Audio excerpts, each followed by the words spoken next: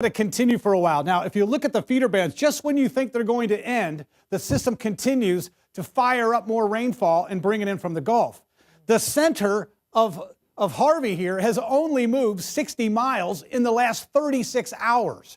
And if you break it down even more than that, think about the resources. We're going to have to spread these out across a good chunk of eastern Texas because I'll show you the totals in a minute. But even the National Weather Service out of Houston has been extremely busy. These are all tornado warnings. They have issued 99 tornado warnings since the storm first moved in. So the watch is still in place. We've got that in effect. But if we break it down, this is the forecast now. Most of the precipitation to the northeastern flank, and that makes sense because you're getting that flow in coming in from the Gulf. But what's happening, the reason that we still have Harvey as a tropical storm is that it's feeding on the water it has already dropped on land. It's called the brown ocean effect. Usually these storms, of course, they feed on the warm waters when they're over water. But it's dropped so much rain in Texas, it's actually using that as energy. So as the rain bands move in, they're still moving into Galveston, Houston, maybe a little bit more even toward the east. That gets into Lake Charles, too. But when the spin is still now making its way slowly toward the coast,